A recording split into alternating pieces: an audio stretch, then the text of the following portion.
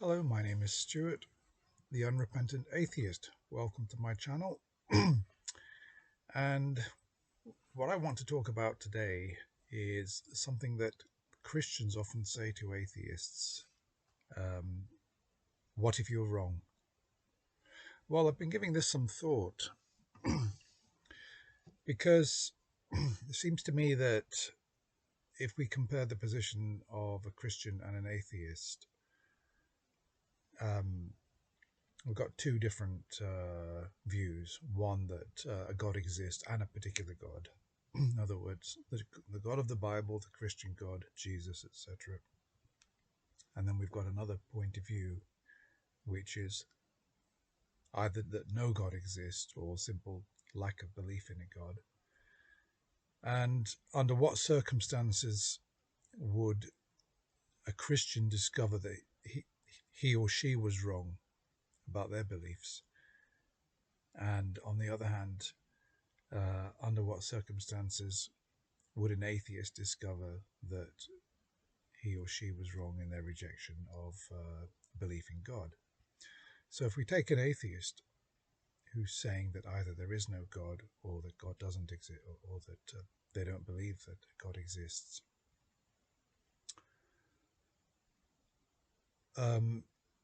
the atheist is not going to discover after death that they're right, because of the very nature of atheism is not just a rejection of God, really, effectively. It's going to be the rejection of the afterlife. So they both kind of go together. I know you could argue that there could be no God, but there could be an afterlife. Well, in rejecting God, I'm also rejecting the possibility of an afterlife. To me, they're kind of part and parcel of the same thing. Neither has met their burden of proof, of course. And under what circumstances am I going to find out that I'm correct? I'm not. Because if there's no God and there's no afterlife, when I die, I will not possess any kind of being or reality of consciousness to know that I was right. I'll simply cease to exist. And there's going to be I can't say there's going to be a lack of satisfaction in that, because one is normally fairly satisfied when one discovers that one is correct about something. But in this case, there will be no satisfaction, because in order for there to be satisfaction, there has to be a being, there has to be somebody to be satisfied. And we'll all just simply go out of existence. So we won't discover that we were right, that there's no afterlife and that there's no God, obviously. So if you take a Christian, imagine there are hundreds of millions of Christians. There have been billions of Christians all believing that there's an afterlife. I find it quite amusing in a way that I believe that all those Christians will never discover that they have not discovered, and will not have discovered and won't discover that they were wrong all along, because they also will simply go out of existence, and they won't know that they were wrong, that they wasted their lives believing in something effectively that was a lie. So as an atheist, I won't have that satisfaction in being on the right side, and also knowing that Christians will discover that they were wrong in their beliefs. So on the other hand, if there is an afterlife and I'm proven wrong, I'll get to know about it. That's the amazing thing. That's why atheism is a win-win. Because if it turns out I'm wrong and there is an afterlife and there is a God, I'll know about it. Okay, Christians will be in the afterlife laughing at atheists, saying, look, you were wrong all along. Well, fine. It's not such a bad situation, providing that we haven't got this hellfire scenario, which, if I entertain for a moment against all my reason that there is an afterlife, because obviously there is no evidence for one, but let's just say that there is an afterlife and that there is a God, I somehow can't stretch to the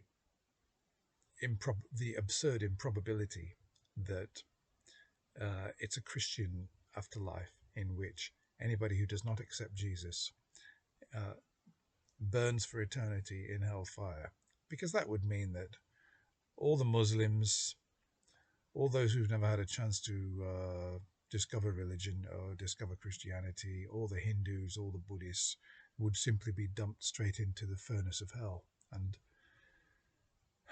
if there is any kind of God, which I severely doubt, I can't believe that such an entity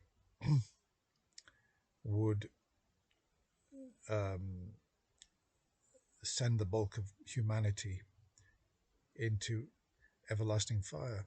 Yeah, I find that so highly, incredibly improbable, and yet I know that it's a central tenet of Christianity.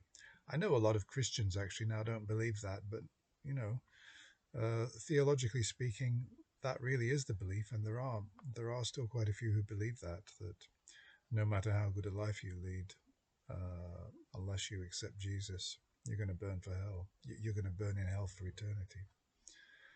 So, of course, Christians could also find there's an afterlife, but they could find that Allah is the true God, and that they've backed the wrong God. Yes, that's possible. And if I'm an atheist in the afterlife and I'm looking at Christians being pushed into Muslim hell, I'll be laughing and saying, "Look, you backed the wrong side. You're coming to the same place as I am." This whole thing is so utterly absurd, and I've made this video and I've expressed these thoughts and possibilities really just to illustrate how utterly absurd I think the whole thing is. That there is no afterlife, that we're mortal, that we live and that we die, never to exist again, and that's just the reality of things. And I can't see any reason to believe that it's any different. Life is great on the whole, and one tends to want it to last forever. And I think that this is one of the reasons that religion has been so popular and persuasive to so many people. It's tempting to believe it. I saw a video a few weeks ago. A philosopher was talking about how unpleasant it would be to live forever. He doesn't want to live forever.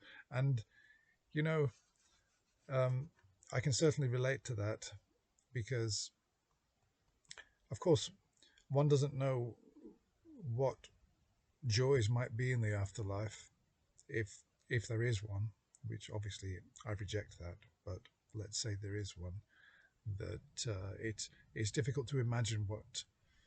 And of course you could say this is an argument from ignorance. Well, I suppose I shouldn't really be making it, but I'm really just pondering that if there is an afterlife and there is eternal life, what would you do for all that time? So just to recap, though, about how could that an atheist will probably not discover, will never know that he was right. But on the other hand, I know that I'm right, because there isn't the evidence to back up. There isn't strong evidence. And to me, evidence is by its nature going to be strong. And if it's not strong, it's not evidence at all. That's my feeling. But I feel that I'm right in life, and that I don't need to wait to find out to see if there's an afterlife. I feel that I feel very strongly that there is sufficient lack of evidence in order to conclude that A, there probably is no God, highly unlikely, and B, there is no reality, there is no living reality for us when we die. So I feel that I don't need to wait for death to discover if I'm right. I feel like I am already right, not on faith, but simply because there's a lack of evidence to believe anything else. Well, it's been a bit of a rambling video. I hope I've made some kind of sense, and I'll conclude it there. Leave some comments if you want. What do you think of what I've said? Probably nothing, but that's all for now, and I'll come back to you later on with something a bit more coherent. Goodbye for now.